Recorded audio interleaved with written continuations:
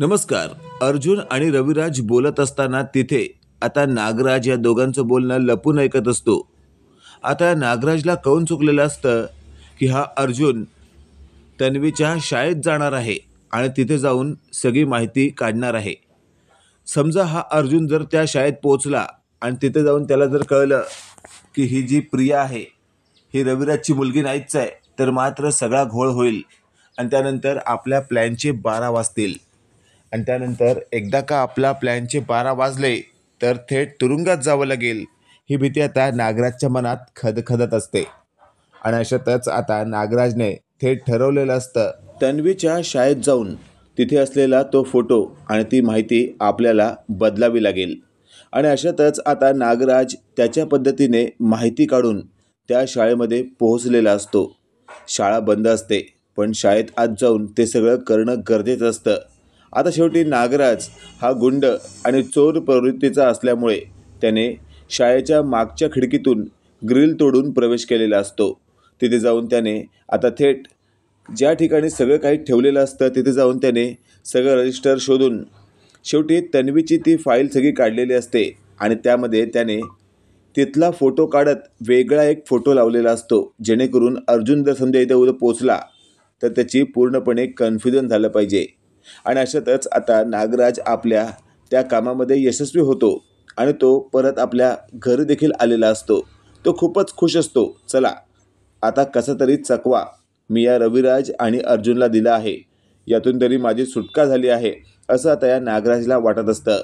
इकडे अर्जुनने दुसऱ्या दिवशी त्या शाळेत पोहोचत आता तिथे सगळी माहिती काढण्याचा प्रयत्न केलेला असतो. पण शेवटी शाळेच्या मेन माणसाने माहिती दिल्यावर तिथे हे कळण्यात आलेलं असतं की जी मुलगी अर्जुन शोधत आहे ती तर ही तन्वी नाहीच आहे आणि तो फोटो देखील वेगळा आहे. हे सगळं पाहून आता अर्जुन चक्रावलेला असतो. अर्जुन स्वतःशी बोलत असतो, हे असं कसं होऊ शकतं, मला हे पटत नाही आहे. आणि तेवढ्यात अर्जुनला चैतन्याचा फोन आलेला असतो. चैतन्य म्हणत असतो, काय रे अर्जुन, काय झालं आहे, काय तेवढा विचार कसला करतोयस.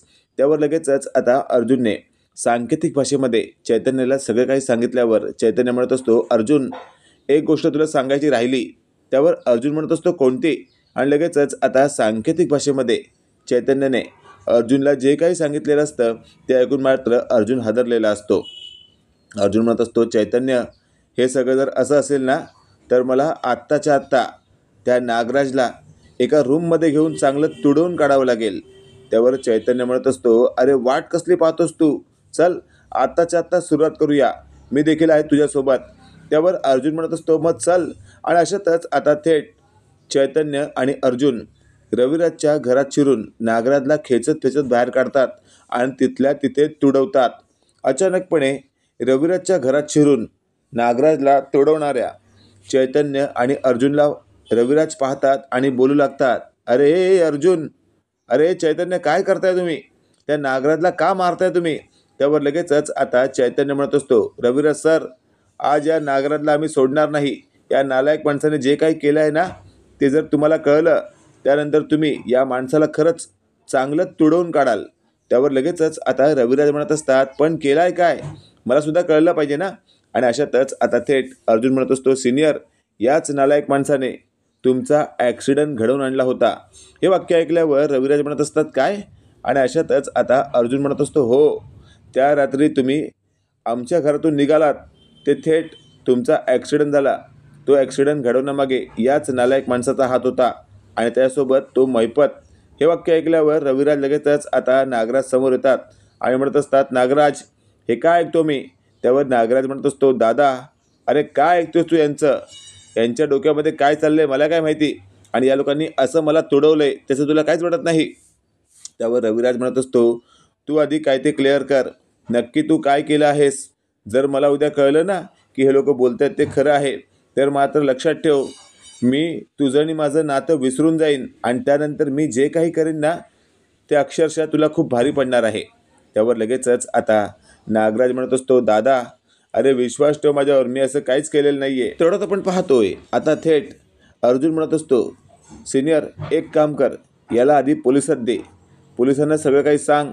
बघ, मला खात्री आहे जर पोलिसांना याची रिमांड मिळाली ना तर पोलीस याला अक्षरशः तुडून तुडून याच्याकडनं सगळं सत्य वधवून घेतील. ज्या वेळेला पोलिसांचा मार पडेल ना, हा पोपट्यासारखा बोलू लागेल. त्यावर लगेचच आता नागराज अर्जुनला म्हणत असतो, अरे अर्जुन, अरे जसा रविराज तुझा काका आहे ना, तसं मी पण तुझा काकाच आहे. माझ्या जीवावर का उठलायस तू? मी काही केलेलं नाही आहे. त्यावर अर्जुन म्हणत असतो, नालायक माणसा, तू माझा काका असू शकत नाही. तू एक नंबरचा नालायक आहेस. हे वाक्य ऐकल्यावर मात्र आता थेट रविराजने मागचा पुढचा विचार न करता थेट पोलिसांना बोलवलेलं असतं. पोलिसांना समोर पाहून नागराजची बोबडी बळते आणि अशातच आता पोलिसांनी नागराजच्या हातात बेड्या ठोकत त्याला तिथून फरफटत बाहेर नेलेलं असतं.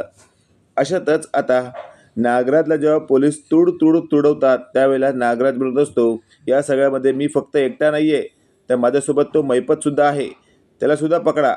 आणि अशातच आता शेवटी एक एक करून सगळ्या गुन्ह्यांची उकल हा नागराज देत असतो. आणि तेवढ्यात नागराजला रविराज म्हणत असतो, वाह, खरंच खाल्ल्या मिठाला जागलास तू. अरे काय नालायक माणूस आहेस तू. खरंच स्वतःच्या भावाला मारण्याचा प्रयत्न केलास तू. आणि अशातच आता थेट पोलिसांनी रविराजना असं म्हटलेलं असतं, मागे जो ॲक्सिडेंट झाला होता ना, त्या ॲक्सिडेंटमध्ये महिपत आणि या नागराजचाच हात आहे हे सिद्ध होतं आहे. त्यावर मात्र रविराज म्हणत असतात, इन्स्पेक्टर साहेब, याला तर मी सोडणारच नाही आहे.